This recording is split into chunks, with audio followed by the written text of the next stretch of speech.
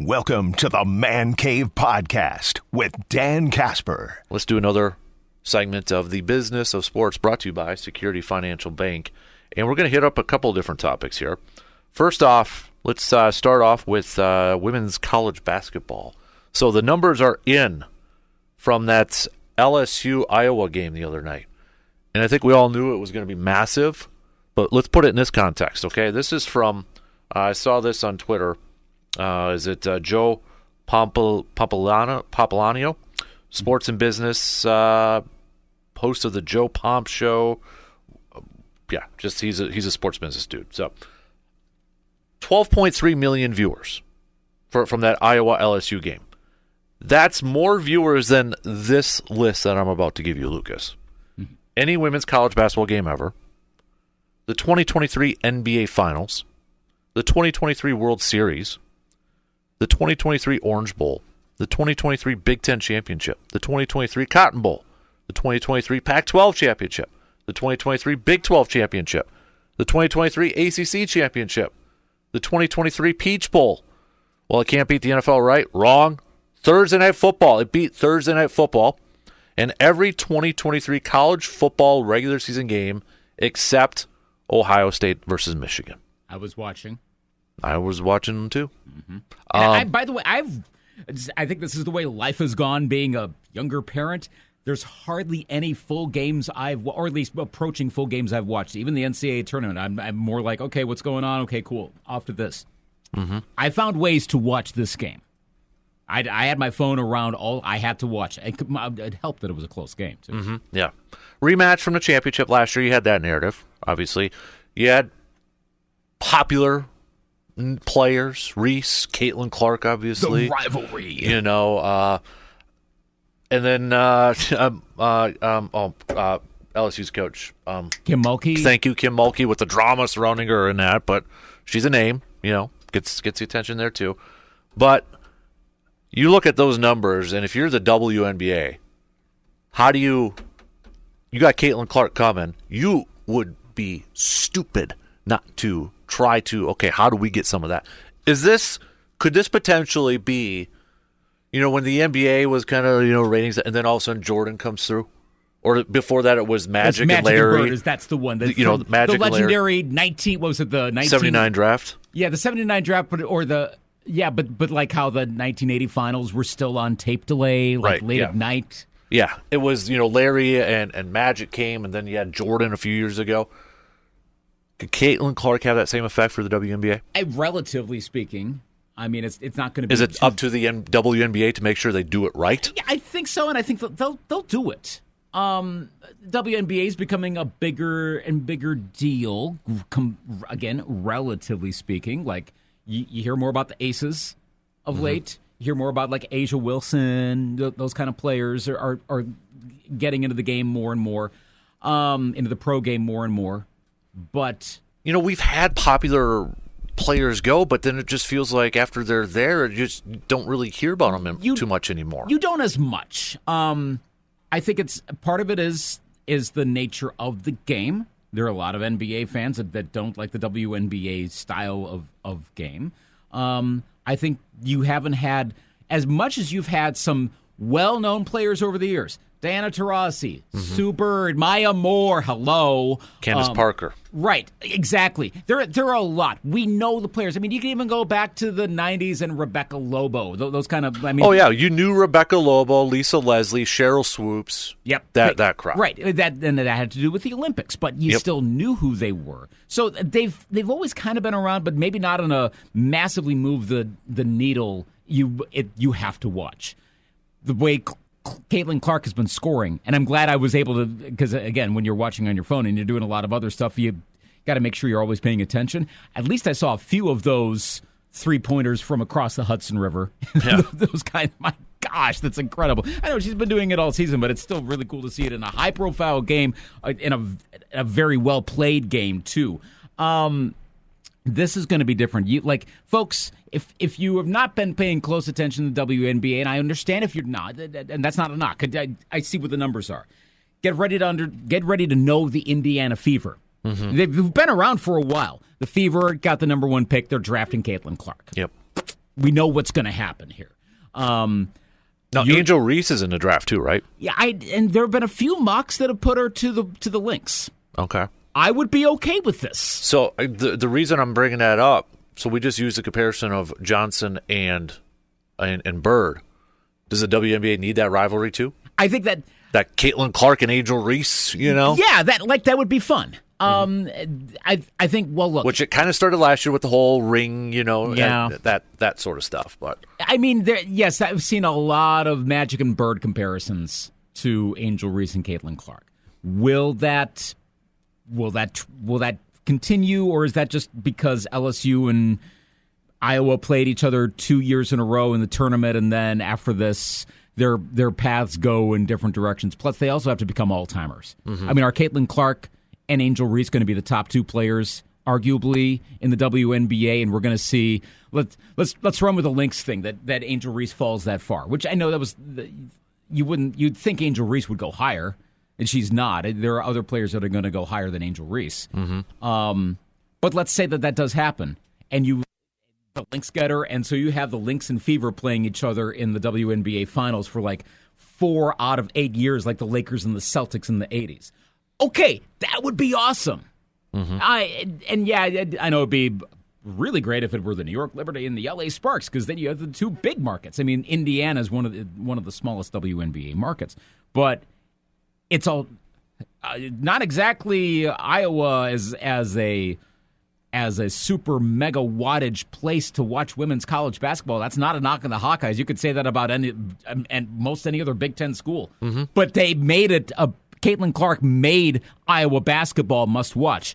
She could probably make Indiana Fever basketball must-watch. Of course, ESPN is going to be having a ton of Fever games this year. Oh, yeah. You're going to know about that. You might get sick of it. Deal with it. Her first game will be on TV. Probably on ABC. Yeah. Probably on ABC. Prime time and everything. Of course. And that's the right thing to do, because the data shows that people want to see that. They want to see sports excellence, good a captivating personality. All of that applies here.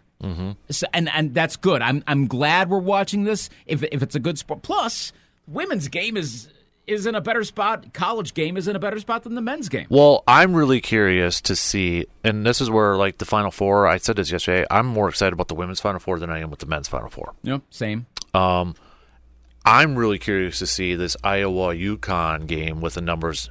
Because you got another one, Paige over there. Paige Booker's from Minnesota, so there's a local girl. And she won't be in a draft this year for the WNBA, but, I mean, could this be a little bit of a hey, maybe in a couple of years it's going to be Caitlin Clark versus Paige, in the WNBA. But they keep coming up, too. Right. This is what I was saying a couple weeks ago or 3 weeks ago, whenever it was, about the trajectory of women's college basketball, that we could be entering a period where it I don't know that the ratings are necessarily like who's the next Caitlin Clark, but I don't know that you need a next Caitlin Clark. You could have a lot of a tier below, but if you have a lot of them, that women's college basketball gets to the spot where men's college basketball was 80s, 90s or so, and that eventually maybe it gets to the point where they start leaving earlier and earlier and earlier, and it becomes like men's college basketball gets gutted, which is why men's college basketball, the quality of play there, it's good, obviously, but it's not what it used to be. There's a lot of, what are you doing when you watch men's college basketball? Women's college basketball, a lot more in the way of fundamentals. A lot less. And this is also a broader thing. I'm going a little bit on a tangent here with what I'm saying, but it does seem as though youth, especially guys' youth basketball, I'm saying guys because it starts with boys to men. Not the band. Nope. Motown Philly back again. That they are focusing more on style points, getting the W and AAU, moving on to the next game, and also a lot on like how wild can you finish your approach to the basket. But I'm going to probably bring up Simmons and Russillo a lot here in the next few minutes between this and the Timberwolves. But you talk about two plugged-in basketball folks. It may not always be right, but they know their stuff. And it said, like, who could do an entry pass now in the NBA? Well, there's a fundamental right there, and it's lacking. Well, there was so since you're bringing it up, there was a play or a shot from Luka the other day, and people were praising it. And I'm just sitting there watching this thing, and I'm like, if that was me when I played basketball, I would have gotten chewed out by the coach. Mm-hmm. I don't know if you saw this, but I did not. So we know Luka's a very ISO type of player, right? He's got to have the ball in his hands. Yes, he distributes, but he scores a ton too. He's got to have the ball in his hands. Isolation type player. So he's behind the three, doing the dribbling, trying to get by, and kind of gets by the guy, but he gets fouled. He finger rolls it by like just inside the three or right at the three, and it goes in. Like he just lobs it up like a finger roll. And people are like, oh my God, this guy, the crazy shots he makes. You saw phrases like he's the best, like would be the best horse player. And I'm just thinking, I'm like, I would have gotten chewed out if I tried that as a kid. Or if I did that in high school. Right. If I did that, because that's not fundamental basketball. Right. And it's why you're seeing more, I think in part, why you're seeing more and more international players. Look at the mocks right now for the draft in June, for the NBA draft in June. About half of them are college basketball players. The other half are G League, Ignite, but a lot of those that are not college basketball players are from overseas. Mm-hmm. And I'll bet a lot of them are better coached in the overall sport of basketball and not trying to come up with the sickest fire emoji way to get a 2-point shot. There's a lot of kids, and I get it. When you're a teenager, you're like, oh my gosh, I can do this. I get it. I understand. But you're not learning how to play the game. And I say that as someone who can't play basketball, but you can observe it. In the women's game, now maybe that leaks over there at some point, and eventually they're doing wild finishes and no one can do a basic entry pass. It could happen, but it's not right now. If you want to watch a better game, women's college basketball versus men's college basketball for sure is better. I don't know about the pro level, but maybe that happens at the pro level as well. Mm-hmm. It could.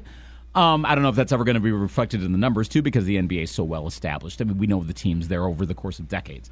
But it's a better game to watch, and folks like, there were some Clark and Reese plays. I'm going to focus on those two in particular. They made great plays. Mm-hmm. They made some great blocks.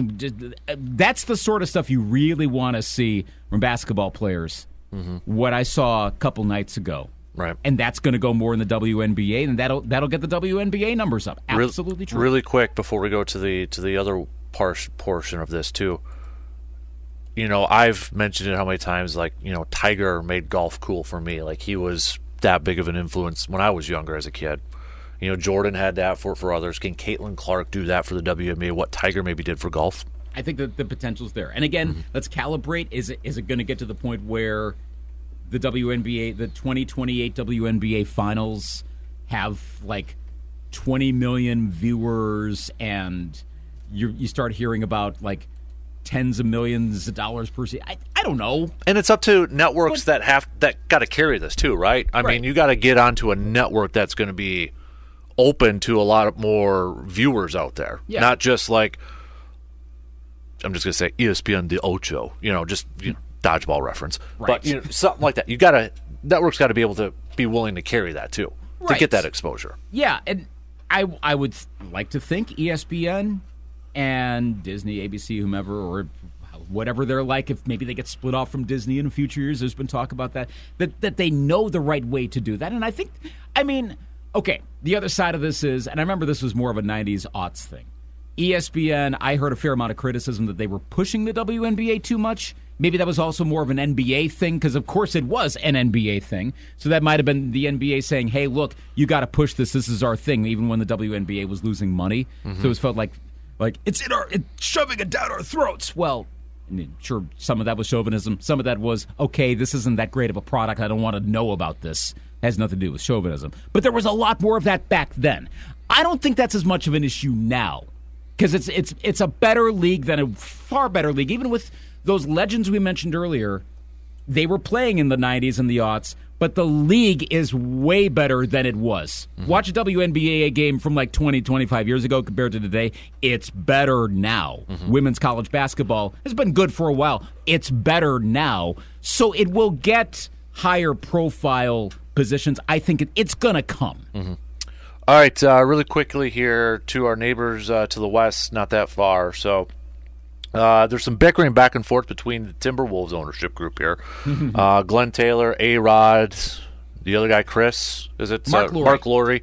Why did I have Chris Lowry? Anyways, but we talked about it a couple weeks ago, and then later that day it sounded like they had the funding, but then Glenn Taylor said nope, they didn't, and the deadline bypassed of A-Rod and Mark buying majority ownership, and now A-Rod's like making the social media or the podcast rounds, the interview rounds, and kind of calling out Glenn Taylor. I saw the other day he was like saying, Glenn Taylor didn't want us to make the move for Rudy Gobert, or who's the GM they hired too, like Tim Connolly. Tim Connolly, like A-Rod was saying that Glenn Taylor didn't think that we were wasting time trying to get Tim Connolly, and blah blah blah. So I mean, just kind of doing the rounds of the PR rounds, if you will, kind of what public perception in that. A-Rod on PR rounds. Yeah, right, exactly. So I know Shams was on Pat McAfee talking a little bit about it yesterday.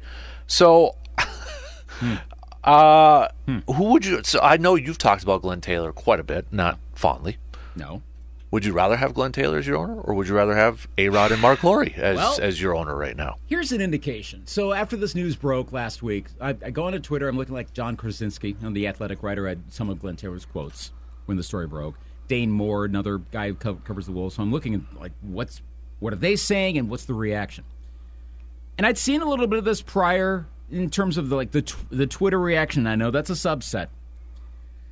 It was probably 98% anger, like, oh no, we're going to keep Glenn Taylor. We wanted A-Rod. Think about that for a second. People wanted Alex Rodriguez to be involved with their team? Yes. They thought like, oh gosh, this is going to screw up the Wolves forever, et cetera, et cetera, et cetera. I was expecting more of a, well, at least we don't have to deal with A-Rod. Nope. It was almost universal reaction being upset about this. Yeah.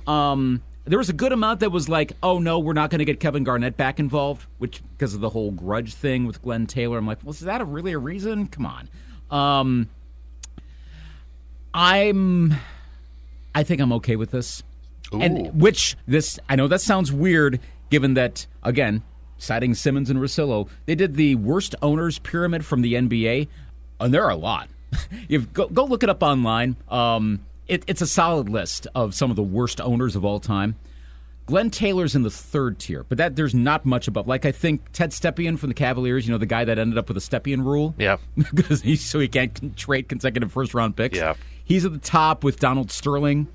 I think Robert Sarver. No, this is of all time? All time. I was going to say, because Sterling's like, wait a minute, what? Yeah. So, okay, yeah, all time. Sterling's up there. I think Sarver, and I'm forgetting who else was second, but then Taylor's on the next tier with like three Well, the others. Knicks guy's got to be up there, isn't he? James Dolan, I think, is actually below. Wow. But it's still not a good group to be around. Like you just don't want to be in that pyramid. And they went through Simmons did the laundry list of all the sucky things that have happened under Taylor's tenure. It was a long list. So I don't need to repeat that. And look, I've never had a lot of faith of the Timberwolves being a good organization under him. A-Rod probably is. I'm sure A-Rod's correct about not wanting to hire Tim Connolly. Mind you, though, and now it looks good.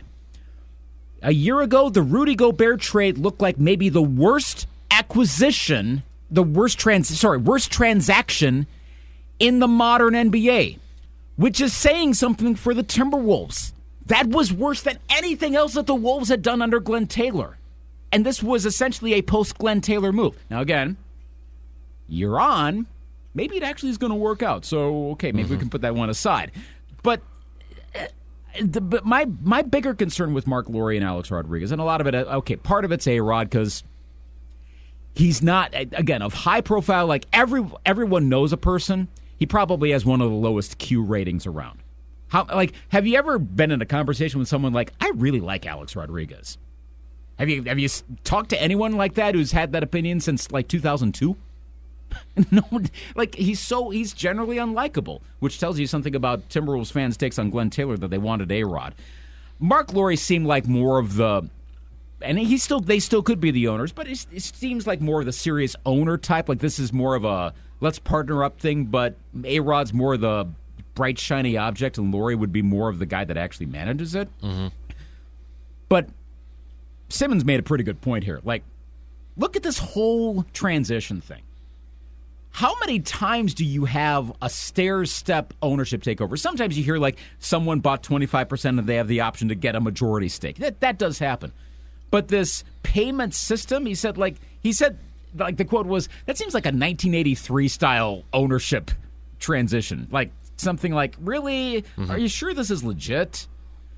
Which, this is not the first time either that Laurie and Rodriguez have been coming close to a deadline and not had the money. Mm-hmm. So there was a realization, and by the way, as much as those two were knocking A-Rod or knocking Glenn Taylor, they weren't exactly saying like the Wolves are in much worse shape now without Laurie and A-Rod, because if they were having this much trouble finding the money to buy percentages of the team, how much money are they going to have to run the team going forward? Mm-hmm. How much money are they going to have when they inevitably say, we demand a new arena? Look at what happened in Kansas City last night. The rejection, I don't think that's the end of the road there for the Royals and the Chiefs. There's the Chiefs, the Super Bowl champions with Patrick Mahomes, et cetera, and voters like, nope. What do you think is going to happen in Minnesota if A-Rod and Laurie ask for a new publicly funded arena? Nope. Even if the Wolves are winning NBA, nope, they're not going to do it. You think Alex Rodriguez and Mark Laurie are going to have the equity to have money on their own end to spend for facilities and all that other stuff? I think they could be in money trouble fairly quickly, more than we would think. And also, I do think there's, to a certain extent, Glenn Taylor's like, dude, if I had sold this team to someone else, I'm making way more money now. I'm making probably $4 or $5 billion versus $1.5 billion. Maybe find someone from Minnesota who never would move the team. I think that's all stuff to consider with this. I think the Wolves long-term will be in a better spot. Yeah. I really do. Yeah. 58% of the voters last night rejected that plan for the Royals and the Chiefs, by the way. I don't think they're like, I saw what Andrew Brandt said, and I was thinking almost the same thing. I was trying to game out like, so what, are the Chiefs going to move? No. Where? No. Where?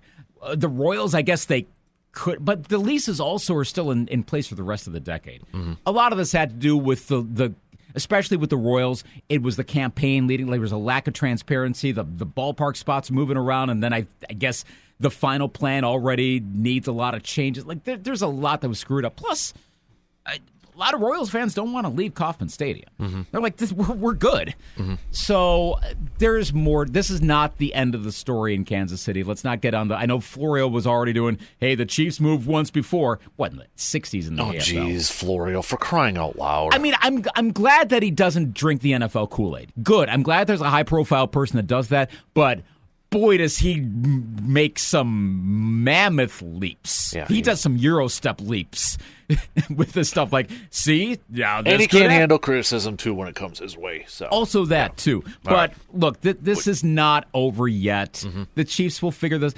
I mean, I think they could move to Kansas City, Kansas. I know there's interest over there, but, again, you got to prove it first.